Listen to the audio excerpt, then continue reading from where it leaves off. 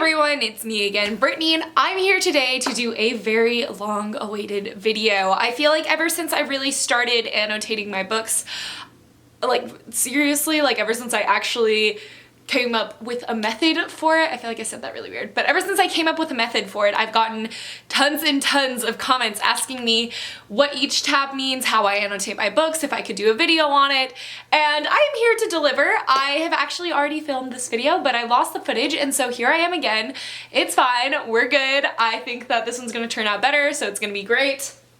And yeah, let's just kind of get into it. So, I am still learning in my annotation process. I do want to make that clear. I'm kind of showing you what I do right now, but this is definitely subject to change. I want to implement different things in my annotation process in the future. I just really haven't figured out what those things are yet. And one more thing to note, a lot of how I learned how to annotate in the first place is actually from watching Books with Chloe's annotation video. I will link that video down below. It helps me a ton. It's why in the comments when people were asking me how I annotate, I did send them over to her video until mine would come out, because you will notice a lot of similarities in between our videos. I did learn most of what I do from her. Not everything is exactly the same. I can't exactly remember anymore what I changed. I haven't watched her video in a while, since the first time I ever watched it, so I'm pretty sure our tabs just mean different things, and other than that there's not too many differences, but I'm not very sure. With that out of the way, let's just get started. So the first book that I ever annotated, was Tower of Dawn by Sarah J. Maas. I annotated this with these awful, like, paper tabs. This is the first book talk I ever made on my channel, and I felt that I needed to annotate. I had previously tried to take notes while reading A Court of Wings and Ruin, and I had liked that method. I didn't mind it too much, but you did have to always keep a notebook on you. You always had to have a pen on you, and it just kind of took away from the story when I would like read something and then have to write it down somewhere else. So with Tower of Dawn, I was like, I found these little paper tabs. I just started tabbing it up, and I didn't write in my book. I was still very much against it, but I wrote on these paper tabs. I did realize though, kind of right away, that I didn't like how paper tabs look in books. It just looks very messy. I'm probably gonna take these out in my reread and re-tab it the way that I do now. And the colors meant nothing, absolutely nothing. So, fast forward a whole year, basically, and I started my reread of the Throne of Glass series. And I decided I wanted to tab them. So I went out and bought a pack of 5 plastic little tabs, and I annotated Assassin's Blade. Again, the colors absolutely meant nothing. I didn't write in the book. I didn't want to write in the book. I was pretty nervous about that. And I put these tabs on top to signify when the new story began, since there's 5 different novellas in here. So again, there wasn't really any rhyme or reason. This was kind of just to help me with my book talks. That's really the main reason why I've started tabbing, is to help me with book talks for the most part. And then obviously Throne of Glass and Crown of Midnight passed by. There's still no real rhyme or reason. I am color coding in these. Like each tab means something specific, but I never wrote down what they mean, so I actually don't know what it was, and I know it changed from book to book. Finally, we progress to Heir of Fire, which is when I finally decided I needed a system. I started this book during Booktubeathon, and I was like, I hate that all my tabs always mean something different. It makes it confusing. So I went ahead and made myself a key. Where is my key? All right, so this is my key. It actually has changed a little since then, because I didn't feel like looking at my key when I went ahead to read Queen of Shadows. So in this one, pink meant love, orange meant funny, yellow meant shocking, green meant interesting, blue meant action or exciting scene, and dark purple meant sad, while light purple meant foreshadowing. Not a lot has actually changed. I do want to emphasize that.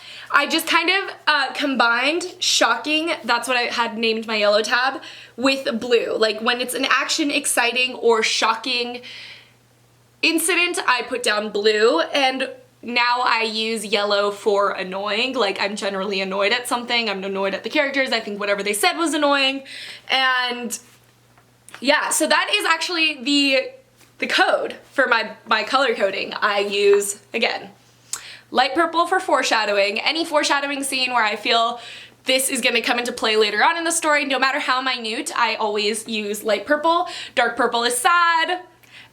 Foreshadowing tends to be sad, so I actually feel like they just go really well together, that they're both purple. Blue, again, is action or exciting or shocking scenes. I use blue a lot, actually. Green is interesting, so this just might be a fact that I find interesting, that I don't necessarily think it might be a foreshadowing, but I kind of think that it's really going to come into play in the story, or in general, I just found that particular fact interesting. While yellow is annoying, I already kind of explained that. Orange is funny, it just made me laugh. It's a really funny scene, it's a funny line, it's a funny quote in general. And pink is love. It either means that there's a lovey-dovey scene happening, or I, in particular, love the scene.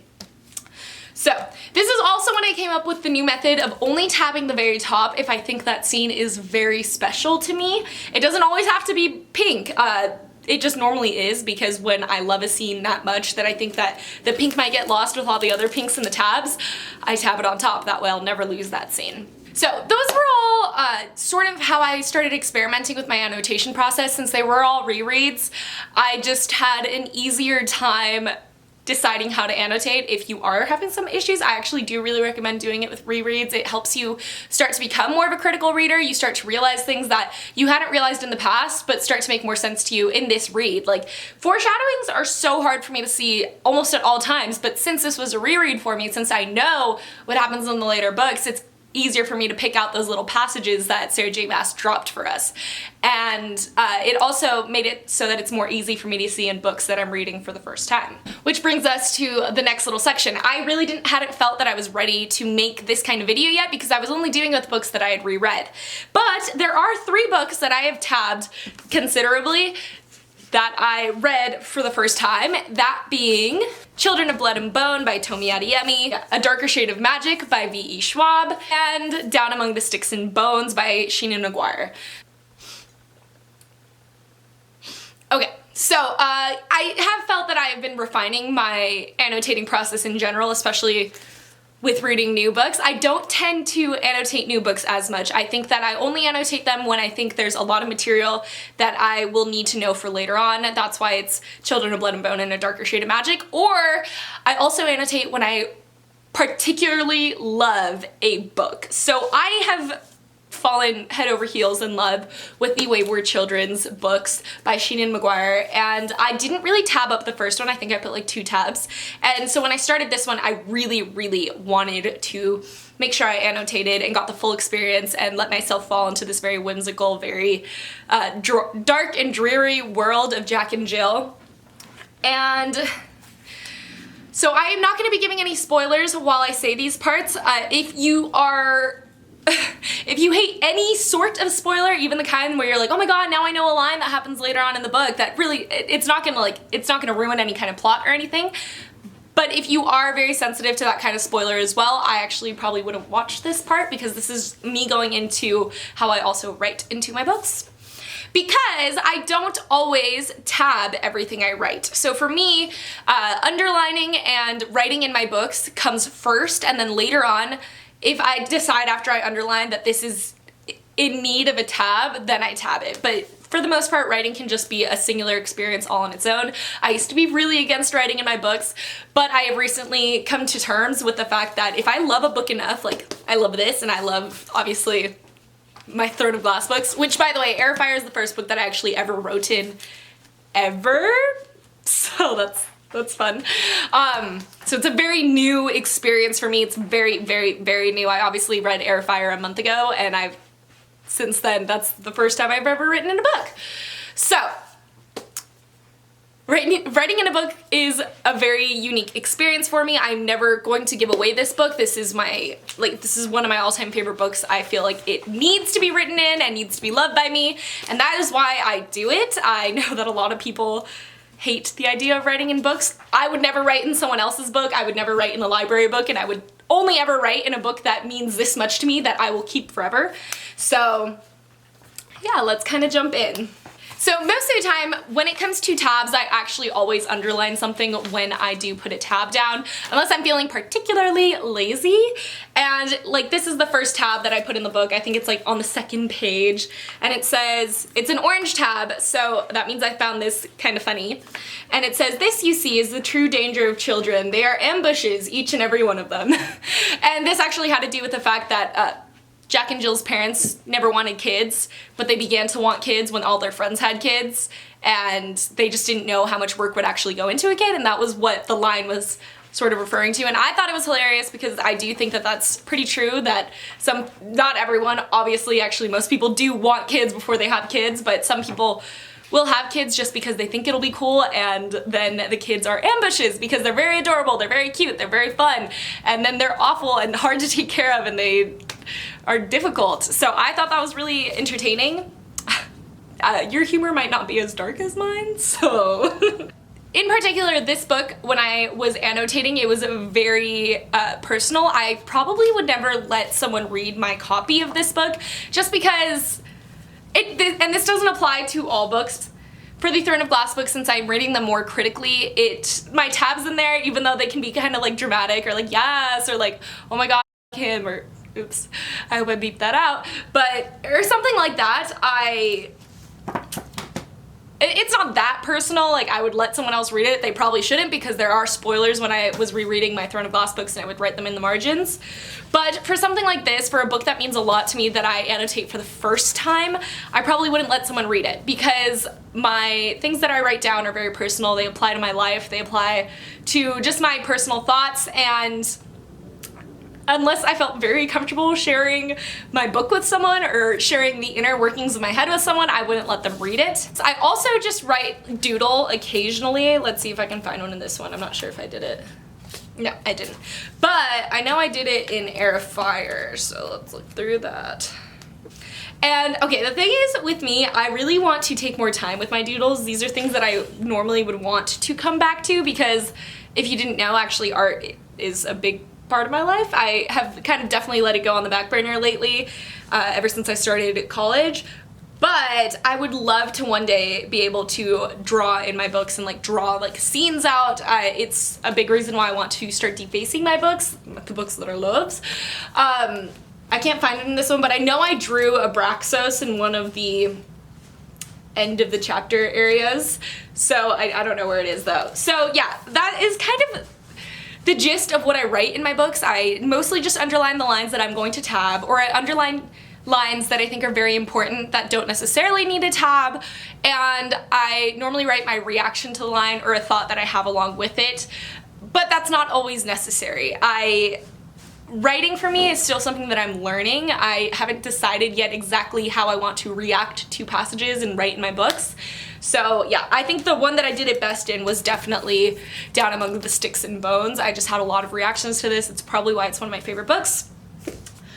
Yeah, I think that's actually everything that I want to talk about. The last thing that I do want to mention is the kind of tabs I'm sorry, I'm like looking everywhere for this stuff. The kind of tabs that I use and then the pen that I use. So the kinds of tabs I use are this little 7-pack of tabs, obviously the light purple, dark purple, blue, green, yellow, orange, and pink. I need all these colors. I don't ever think I want to change the color tabs that I use for certain things because now that I have a system, I like my system.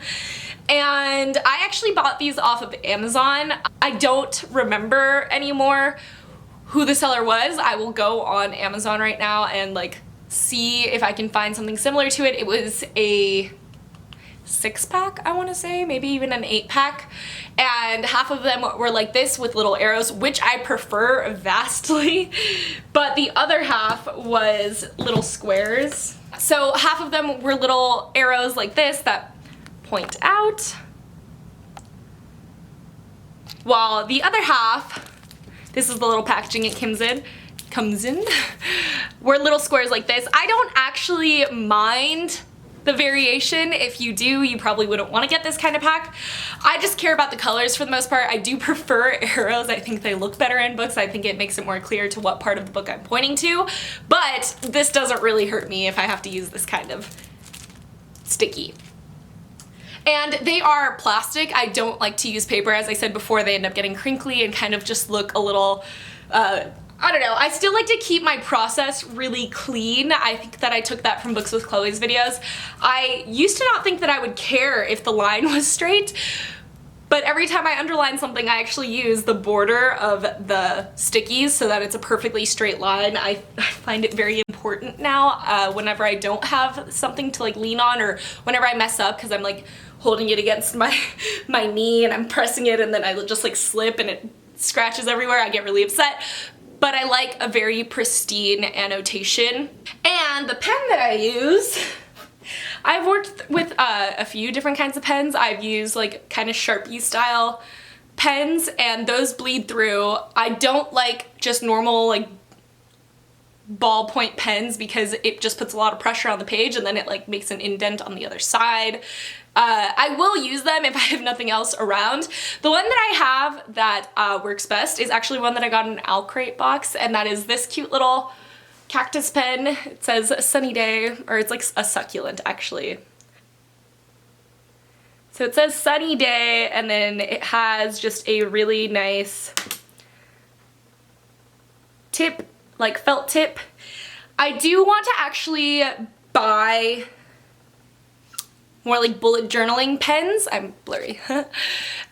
Because I think that those will work the best. They bleed through the least. This one doesn't bleed through a lot at all, and you don't have to put any pressure on it since it's more of like, it's not felt tip, it's it just bleeds really nicely. I'm not sure, but it just bleeds really nicely. I'm not sure, but this is what I use right now because I'm way too cheap to go out and buy a whole pack of pens, but ideally I would want to buy bullet journaling pens, not only for this, but I do actually want to start bullet journaling. So it kills two birds with one stone.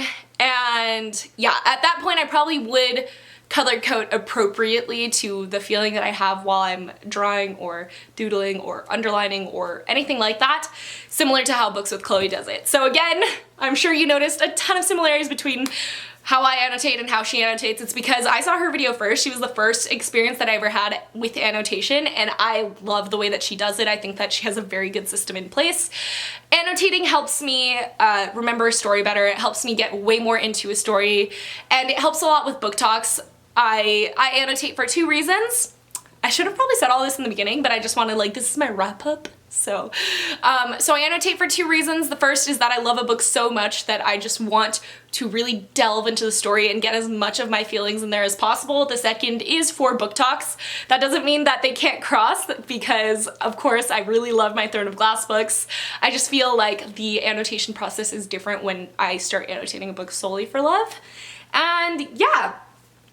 That's gonna kind of be it for this video today. I hope it helped you guys out. I hope that you learned something, and it was really fun for me to do. I'm kind of nervous about it. I feel like it was all over the place. I felt like this in my last video as well, but it's okay. It's whatever. I'm sure that if I ever figure out a better annotating process, I will update this video. So that's gonna be it for my video today. I make new videos Mondays, Wednesdays, and Fridays most of the time, except for the past 3 weeks, so I will see you in my next one. Bye!